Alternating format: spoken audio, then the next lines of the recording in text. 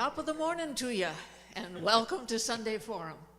We're very glad you're here, whether with us in the chapel or watching online.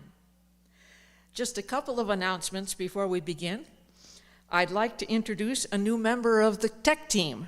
Theo Galetka is holding forth in the balcony for us, and we're very glad to have you here. Thank you, and welcome, Theo.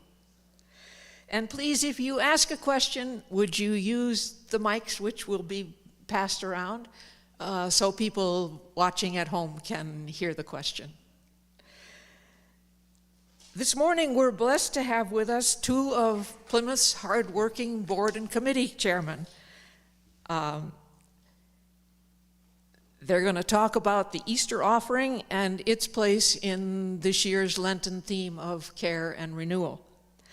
E.J. Kelley is chair of the Board of Outreach, and Katie Dillon co-chairs the Climate and Environmental Justice Committee with Dave Homans. And we're very glad to have both of you here. And without further ado, I'm going to turn it over to you, E.J. and Katie. We will take it from here. Thanks, Jackie. If you attended the first service, Seth did a good job teeing up what this offering is about, but I am going to remind you, or tell you for the first time if you weren't in the first service. Our Easter offering this year is rooted in renewal. And that's also the theme that we've been exploring during the Lenten period. So your financial contributions through the Easter offering will be used in consultation with the Climate and Environmental Justice Committee to build and deepen Plymouth's relationships with organizations accelerating the pace of and broadening access to the renewable energy transition, as well as to organizations that are working to nourish and to renew our lands, waters, and all who depend on them. So I said this at the time of the Christmas offering, and it's equally true here. In past years when we publicized the Easter offering, we have put the focus entirely on, one, the recipient organization who will receive our financial donation. And this can give a distorted image of really what this is all about, because what gets lost is that the Plymouth Easter offering is not one that springs merely out of a seasonal sense of benevolence.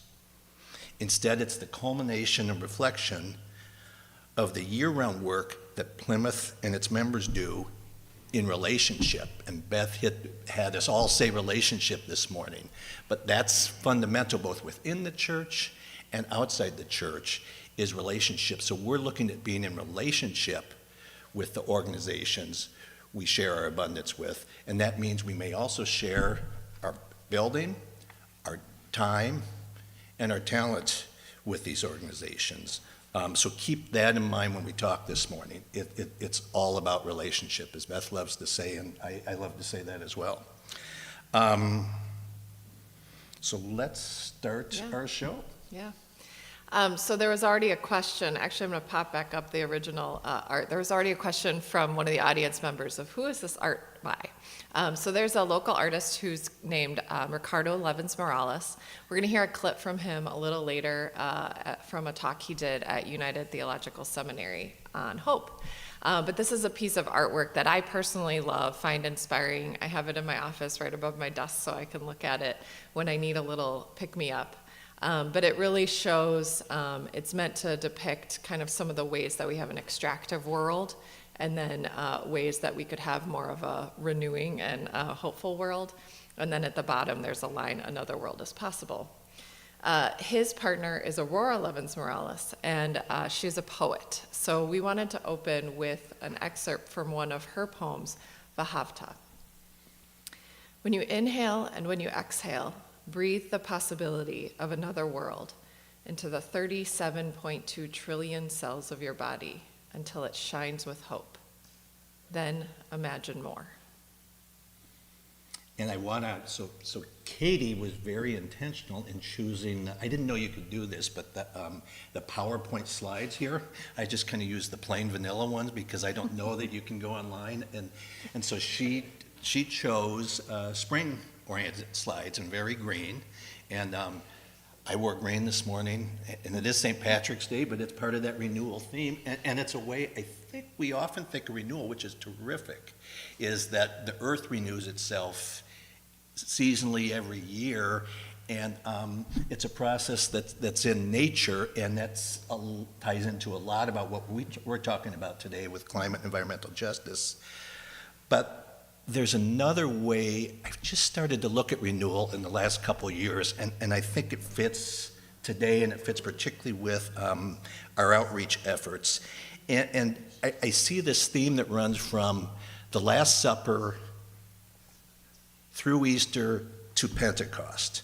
And I'm now seeing that as renewal, just the way we've looked at it this year. Because as we get to Holy Week, Jesus' ministry is ending, at least in human form, and it ends in murder and humiliation, and understandably, reason for total despair for all his followers and all involved, and all who follow Jesus' teachings.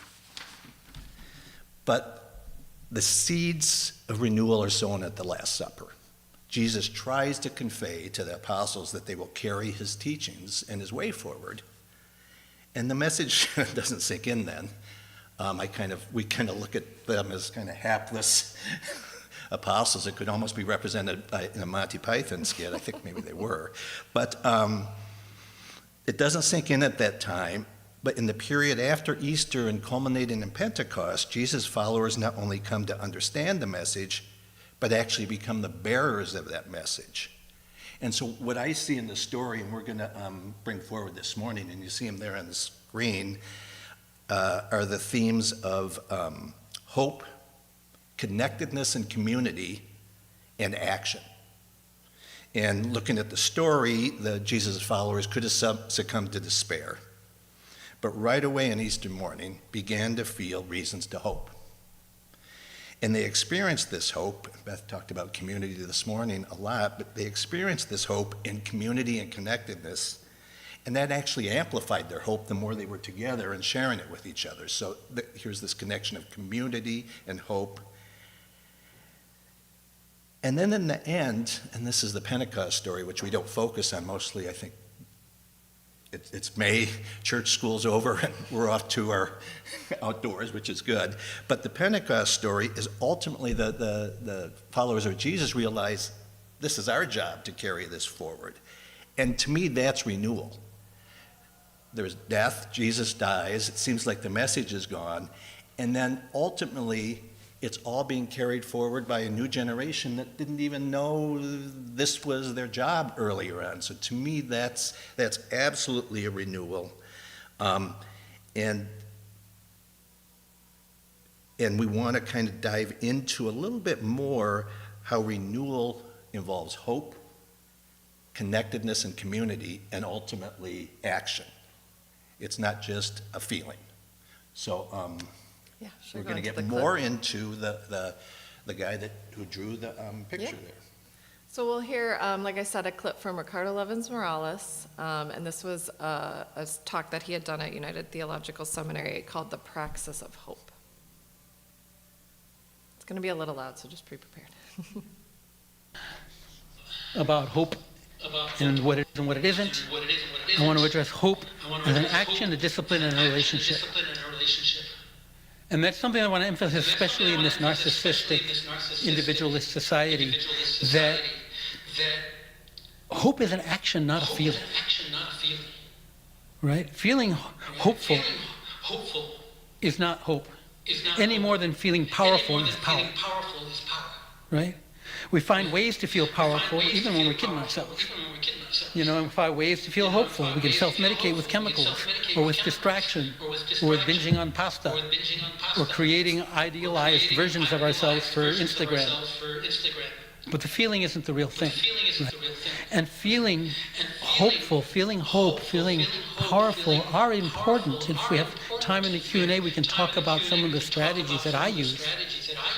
But in themselves, they actually do not do what they need to do, which is move us toward those seeds, that moisture and nutrition, that better world that we want.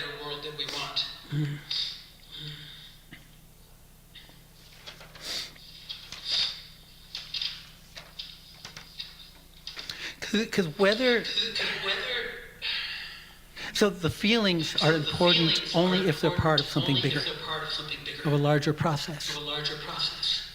Whether we can achieve a better future, right? And that's what we're talking about. That's what hopefulness is about. That's what the chipmunk cares about. Is determined by what we do, not by how we feel. Just ask evolution.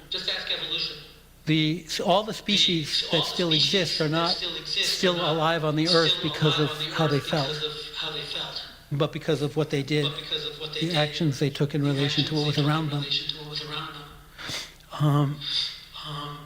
And so like a chipmunk, for hope to be meaningful, we need to be moving toward it, right? We're stretching our roots toward that water. If we step into the practice of hope, the feeling will follow. But if we just immerse ourselves in hopey feelings, it does not necessarily follow that actual change will come. And in fact, without intentional action, the things that we do to feel good, centered, at peace, and grounded can actually contribute to the problem. Heinrich Himmler was the head of the Nazi SS, which included the Gestapo and the concentration camp guards, promoted a program of yoga practice for all of his agents in all those different agencies. Because being racist, brutal fascists is stressful. And this was a way to help his agents cope with the stresses of doing what they did so that they could continue and not be quite so stressed out by it, right? You know, and that's something to think about. You know, there's a lot of mythology that if we can only get the CEOs of Exxon and, you know, McDonald, Grumman, or whatever they are, to do yoga and be mindful, they'll understand that they're part of the universe and they'll care about it. You know, which in theory should work, but we live in a system that fractionalizes everything and separates everything out and allows us to compartmentalize. I think we'll stop there. Mm-hmm. So that picks up in his way really some of the themes we're hitting this morning. There is hope, but you had in there hope needs to happen, really should happen within the context of community and senior connectedness to fellow humans and to creation and to earth, and then acting on it. So not just hopey, I like that, hopey, Not just hopey feelings. Well, and I think too, like it gets to, I mean, even some of the things that Beth was talking about in her sermon, that, you know, if all of us were just sitting individually and either, you know, feeling the hopey feelings, that's not building each other up, right? Like that's not building our community up, that's not building ourselves as humans up, and then in extension, kind of our broader world and the ways that we're trying to do repair work, and trying to sort of step back from the sort of active harm to allow for, you know, the renewal piece. I think that's right, and it didn't come up here, but in a lot of ways, I think nature and the human body are capable of healing themselves, but we got to get out of the way and stop damaging them. Right. I think of, like, even after a forest fire, as heartbreaking as it is, particularly where I hang out up on the Gunflint Trail, it's fascinating to walk through the place a couple of years later and the fireweeds up and the raspberries, and I'm just shocked by how, so the forest fire shouldn't have happened, and that's often by human activity, although sometimes lightning strikes, but it's just, there's something there and we got to get out of the way of it a lot. I liked his comment, well, and you're feeling important to be part of something bigger. And I think Beth talked about that in her sermon this morning. It was as her partner, husband to be, was having heart surgery a year ago today, and just feeling the connection with Plymouth, I think gave her even a stronger sense of hope. Yeah, like I think when we were preparing this, we recognized that you're not gonna be able to separate any of these out, right? They are in and of themselves connected. And I think I kind of almost think of like a circular arrow situation where like it all builds on itself. and reinforces itself. So the action sometimes then allows you to hope more because things seem possible. So again, we're really emphasizing this. Yeah. This change. Well, and I often use the analogy of the carrying the canoe. So, picture a few people carrying a canoe for, let's say, a long ways. As maybe we're thinking about our Boundary Waters trip this summer with the youth, that every now and again somebody's going to need to take a break, stretch their arms out, give their arms a little break. But the other folks that are carrying the canoe continue to carry the canoe. And for me, in so much of the work that we do on climate and environmental justice, and in a lot of our other justice work here at Plymouth, part of that ability to hope and see that we're moving forward is knowing that it's not all on me to always be carrying. I'm not going to be the only one carrying the canoe. I think that's a really important piece as well. I think that's exactly it. Yeah. So we have 3 organizations this comes down to that we're going to support in the spirit of renewal. And you can look at renewal, again, so many ways, organizations that are working to renew the earth, and renewal in the way I talked about, where it's this collective action and all of a sudden we got to be in charge instead of waiting for someone else to do it. And it's about relationship and connectedness to both the earth and to each other. And we have 3 organizations that will receive the Easter offering, and we'll divide it up in some way. And those are Minnesota Interfaith Power and Light, Good Courage Farm, and then a third one that hasn't been decided upon yet. We're narrowing. I would invite anyone here who'd want to be involved in this process to do it. But again, we're looking at relationship, not just cutting a check because we read a cool website. And so we're working on that. But the third organization we designated is is an organization that attempts to entrust the work around climate justice into the hands of people who have been underserved and overburdened in the past. So Native communities, BIPOC communities, empowering people to take some of their own destiny. We're going to talk more about this in a minute. I want to mention one other organization that you were involved with, and that's a beneficiary of our Christmas offering. I'm just going to take a small detour, but then get to this one. So our Christmas offering was on housing justice, and it was the largest Christmas offering that I'm aware of. That doesn't mean that in our history it's the biggest, but I'm not aware of any that's bigger. So people responded to the theme of housing justice, and we ended up funding 6 organizations as a result of that. Align Minneapolis, which used to be called Downtown Congregations and Homelessness, Beacon, Simpson Housing, Habitat Twin Cities, and a Vivo gift that is dedicated to programming and supportive services at Lydia. And then the new one I want to focus on here, because Katie had thought we should look into Urban Homeworks. And we know them as a group that does a lot around housing, racial justice, particularly centered on the north side, but also Elliott Square in the south. And one of the reasons you recommended them is they're at the intersection of housing, racial justice, And climate justice.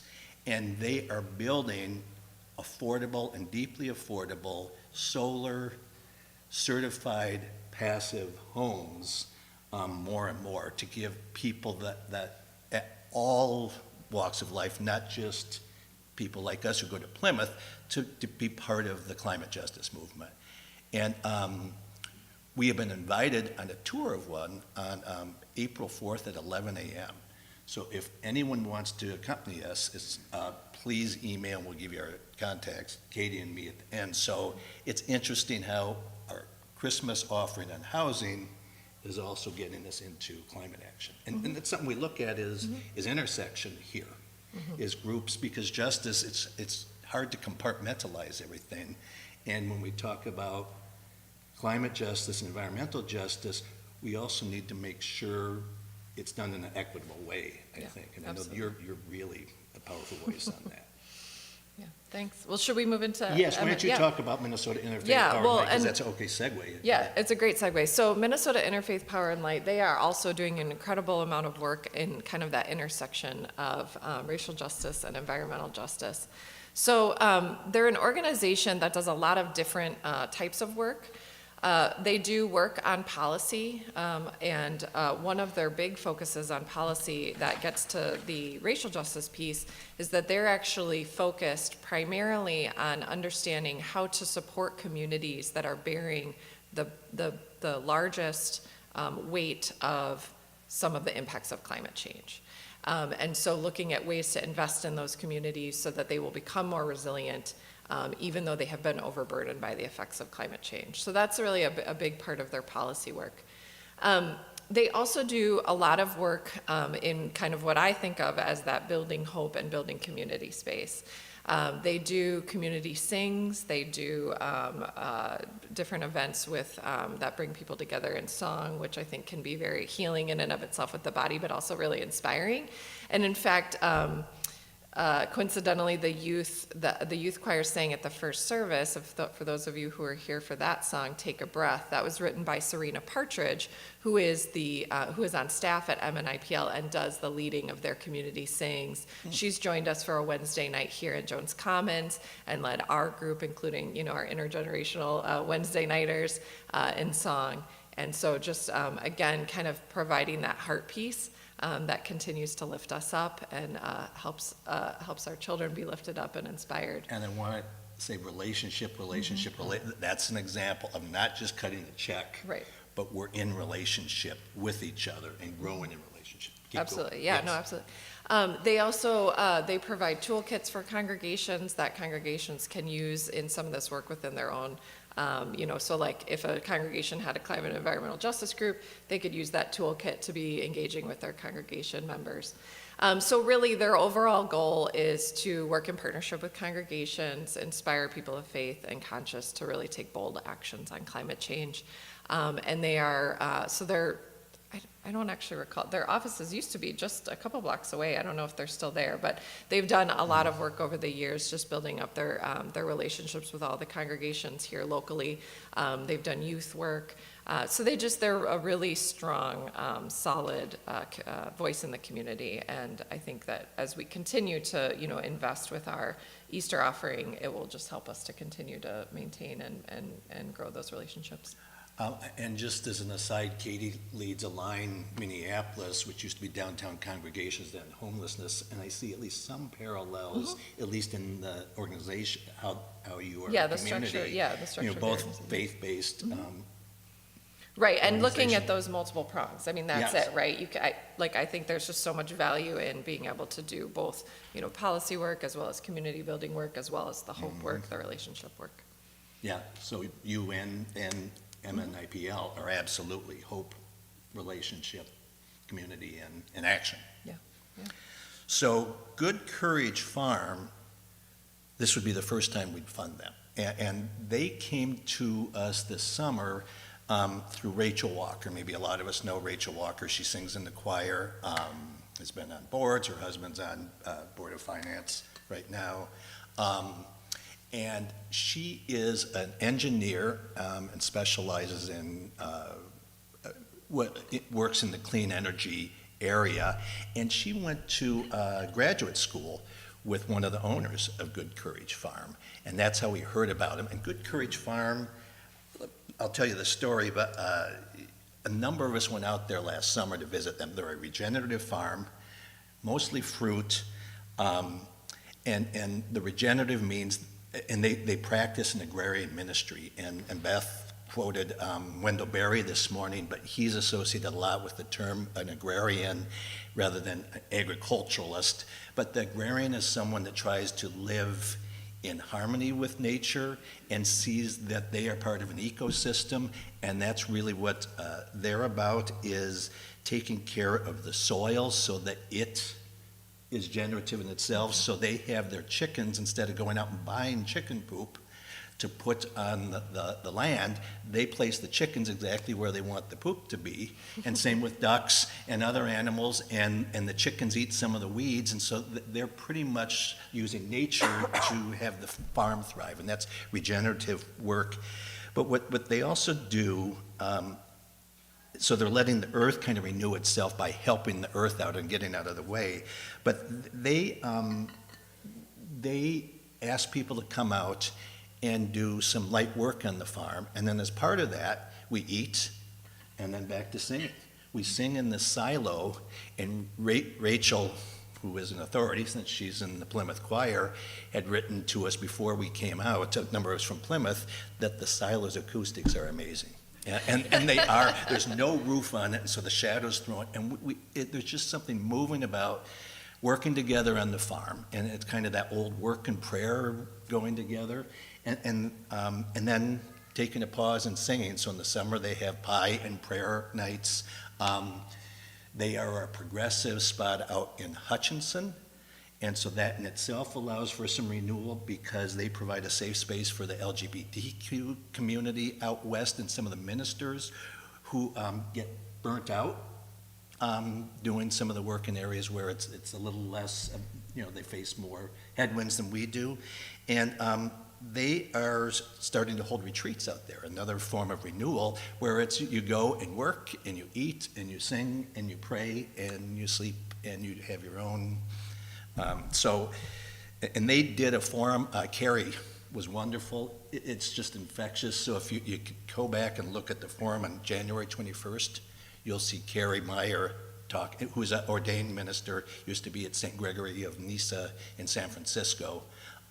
And she's just infectious. And so it's just exciting to be part of it. They've asked us to be much more involved with them, and they're asking us, and we may not do it this year. They grow grapes, and you go out and at work at growing the grapes a whole year, and then your church takes they make it into wine and communion juice, and you bring it back and use it for communion the next year, which I think is just a wonderful way of doing that. And they even then do some scripture work around the agricultural parables, because we not being an agricultural society today. So renewal in all sorts of ways. Yeah. Yeah, so I'm, as we're talking, we continue to kind of pull out these themes of it's not just the head piece, it's the heart piece. It's not just only the earth, but it's about renewing ourselves as, kind of human beings in a, kind of a difficult world sometimes. So as we get into the third organization, so EJ mentioned that the Climate and Environmental Justice Group is really going to be looking at a number of different organizations and seeing who we might want to be committing this money to be able to support their work, and that we would want to be in continued relationship with. So really, we're looking at this from a perspective of equity and of reparative action. And really, the goal would be that whatever organization we choose would be working again at that intersection of kind of that renewal of the earth piece as well as renewal of the communities and of the people. So those that have been overburdened by things, in our historic, like for example, in just in the city of Minneapolis alone, we know that on the north side, which is primarily, majority Black community, BIPOC, mainly based on historical redlining patterns that have happened and a lot of history of housing injustice. So that they also have much higher rates of asthma and other health impacts because of their proximity to polluting industry, including different manufacturing kind of along the river, the Herc trash burner. So that community has had such higher impact from the negative ways that we've been, living in this world. And so, so to be able to invest in that community in a way that then would be able to benefit that community. So that might look like, just as an example, and we haven't dug really deeply into the organizations, but just as an example, if there was an organization, we know there are some that are investing in creating solar energy, but not just, let's put up solar panels over north. It's about having community solar companies that are hiring and training people from the community to do the installation. So it's about jobs, it's about investment, and then the benefit of those solar panels being that then the energy costs for people who had those solar panels either on their own homes that they owned, or even apartment renters of apartments, that they would then have the benefit. They wouldn't have to pay as much for their energy because it's being offset by the solar. So that's just one kind of tangible example of what we're talking about. But And I have a couple quotes. We don't want to kind of go with names yet, but we have some ideas based on a couple people that are already working from Plymouth, that are working in the clean energy area. And so here's a couple quotes that to me are inspiring from websites of some of these groups. One is, we want to help Native people engage in civic and democratic life in ways that advance a just energy transition. Another one talks about our Solar Cub program teaches the intersections of environmentalism and Native culture to young tribal members so that they may progress toward creating just energy transition and sovereignty. Another is, we prioritize social impact, sustainability, job creation, diversity.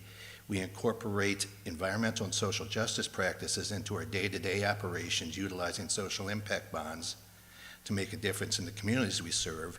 We build renewable energy projects for the future generations of Turtle Island and Mother Earth. Turtle Island is a prominent, particularly in Ojibwe mythology, empowering people to make their own energy decisions because no one owns the sun. And we also believe in providing second chances and training and employing those who may face barriers to finding or maintaining employment. And here's one on the north side. It's a retired entrepreneur who made some money in solar early on, and then in the second half of his life has said, I'm going to devote myself to bringing energy to to communities that haven't had access to it. So he's bringing solar and jobs to a community where he rarely worked during his third decade career in the industry. This entrepreneur requires that in his entire career, I hardly ever had black customers or black subcontractors. And it's working to bring, with leaders in North Minneapolis, to bring clean energy options to North Minneapolis. So that's what we're looking at, and potentially others with our third. Yeah, some really incredible organizations out there. It's not going to be easy to decide who to commit that to. Again, anyone want to participate, because this is an open process, let one of us know. Yeah. What do you think, Sheree? Yep. Okay. All right, so I have another excerpt that we want to bring forward before we kind of open up the room to questions. So this is, again, from Vahafta by Aurora Levins Morales. Say these words when you lie down and when you rise up, when you go out and when you return. In times of mourning and in times of joy, inscribe them on your doorposts, embroider them on your garments, tattoo them on your shoulders. Teach them to your children, your neighbors, your enemies. Recite them in your sleep, here in the cruel shadow of empire. Another world is possible. And I want to speak about one more renewal this morning. And this is, I've been told I'm terrible at kind of making a pitch at the end. It's just not my Minnesota self. But here it is in a different sort of way. And this is about another renewal. And the choice of the theme of renewal and to fund environmental justice, climate action organizations with the Easter offering is itself a renewal. And here's what I mean. It used to be that we did fund, right now we don't fund any, until last year we did not fund any community, any environmental justice or climate action groups out of our offerings or out of our community fund. And that wasn't the case 6-8 years ago. But because of budget situation, our community fund and the funding of the community fund from the Plymouth budget dropped by $100,000 between 2013 and 2021. So decisions got made that no one wanted to make. In fact, the group that used to be called the Community Funds Committee, they disbanded because it was so stressful to be going through and making these. So we dropped all funding of, during that time to environmental justice and climate action organizations.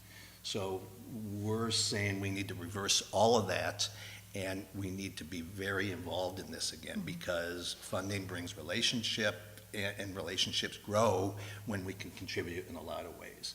So if we go ahead. We have a long history as well of, our commitment to environmental sustainability, our commitment to justice, the intersection of those things. I'm looking at Tim. I remember when I very first started coming to Plymouth, Tim was on what was then called the Caring for Creation Working Group. I started getting involved in that, and that's, almost 20 years ago now. So, we've had a long history of really, and I know really grounded in our faith, really grounded in our values of, commitment both to people as well as to, to our earth and to the environment. So I think, it's a natural sort of reinvestment. Yes, and I want to emphasize the commitment we've done internally too. And I'm looking out at our audience and at Tim and Dave, among others. We have solar panels on this building, and I think many of you know this, but maybe not all of you here. We belong to a community solar garden, and right now we can say that all of our electricity is carbon-free because it either comes from our solar panels, the community solar, or wind source with Excel. So internally, we've done a wonderful job making, getting by, and so I think things go up and down, and I think this is a renewal in itself too, is to rededicate ourselves to even going further with that internally and connect with outside organizations, because our job is to inspire change. Yeah. Too. Yeah. And not just be the change and inspire it among our community. So. Yeah. Should we move into questions? If folks have questions? Excuse me, does anyone have?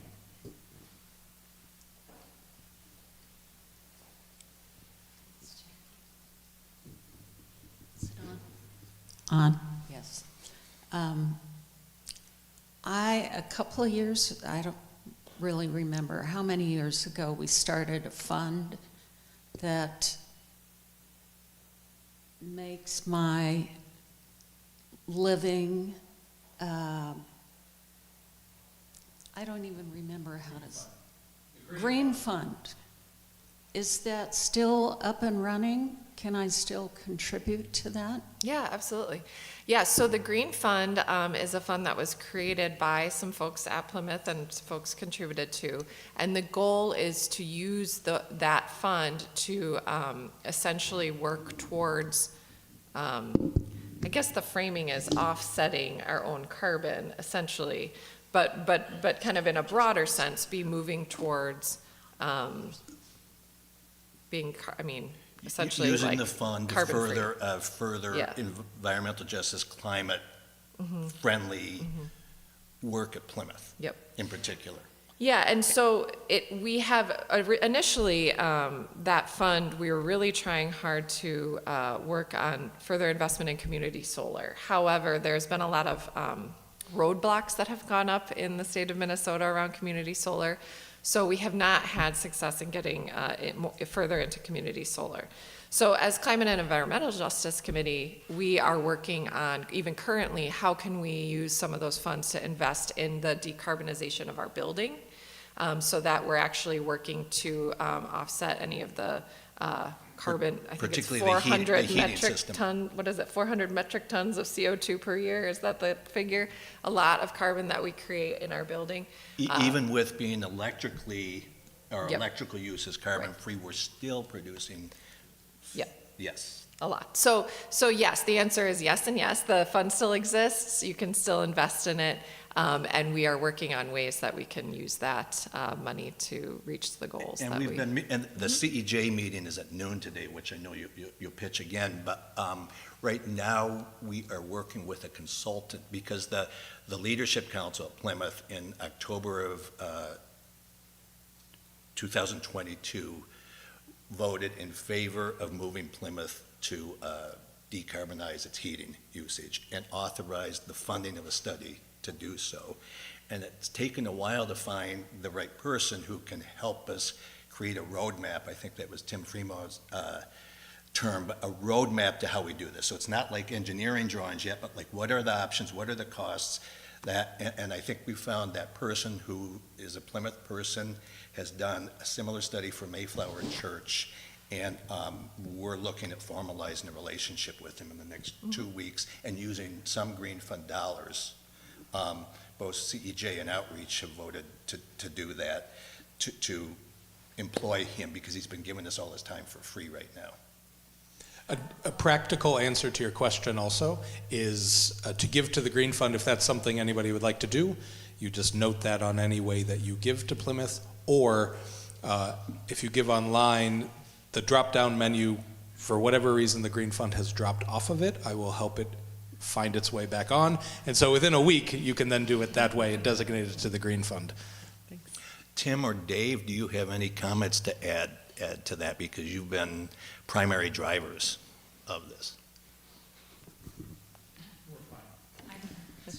Follow-up question. We had a table that helped us figure how much to deposit into the Green Fund to cover our way of life, our personal. So is that still available? I think there's a tool online actually on the Plymouth CEJ landing page that has a little, like kind of a rough calculation of like how big your household is, how many trips you take by plane each year. That gives you a little bit of an estimate of your kind of carbon footprint, if you will, and some guidance. So I'm pretty sure it's on the CEJ landing page. I'll double check that. Yeah, yeah, thanks. I just wanted to add, the Green Fund is really a carbon offset. So if you're doing offset somewhere, why not have the benefit come to our local community? So that's Absolutely. the idea. So. Yeah, thanks, Tim. And again, I just want to give, because there's been people that have been working at this in our community for a long time. That was Tim Fremow, who has been involved in this work for many years, and he deserves our gratitude. Yeah, and Rick Neville had a lot to do with the Green Yes, Fund. and Jan Neville. And on the subject of carbon offsets, you have to be careful if you use some of the commercial ones. They're really not that great, and they undervalue the price of carbon.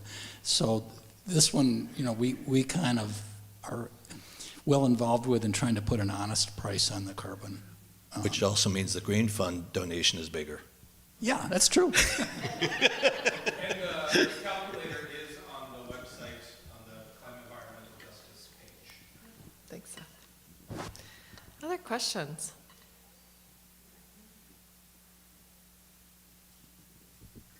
I have one, if I don't have to compete with anybody. This is the same relationship kind of model that you used at Christmas. And I just wondered if you could update us on how that's gone, and are there any examples of how that fund has been used? Yeah.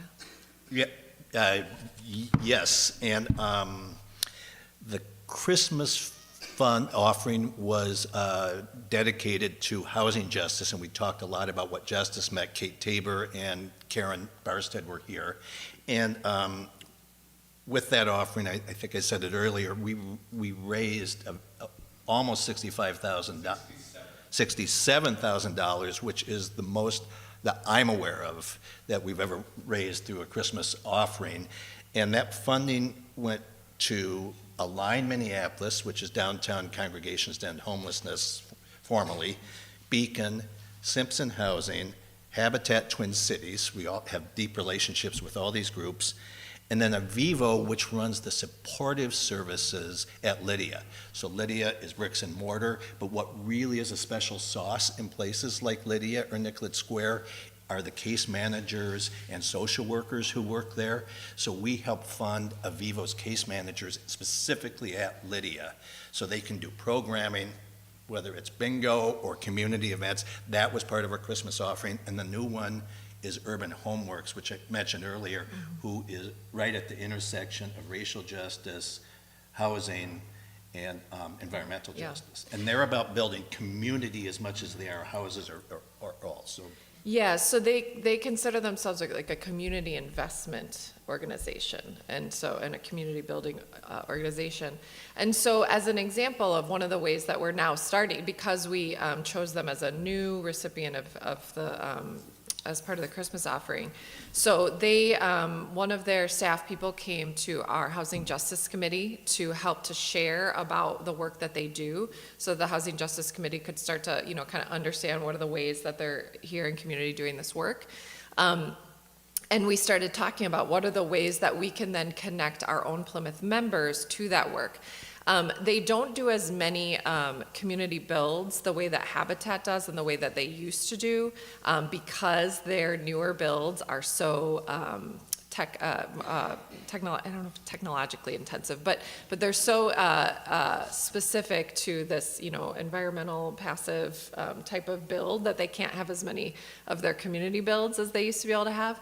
But they did say that, going on a tour of one of the passive homes is an opportunity, and that will continue to build that relationship in terms of how can we be interacting with them, how can we support our members to, be in their community, which I think is actually an incredible opportunity for us to be able to learn from their community, because I think a lot of us, we're probably not just like hanging out over north. So it's just an opportunity, I think, to help to connect, human to human. And one that hands-on that they did ask about is they do both housing where you own the housing, but also rental property, because but not at slum rates. It's well taken care of because they want to give people options. And when they turn over between tenants in the rental, people like us would come in, paint, change the carpet, do all that. So it's somewhat like a Habitat brush with kindness.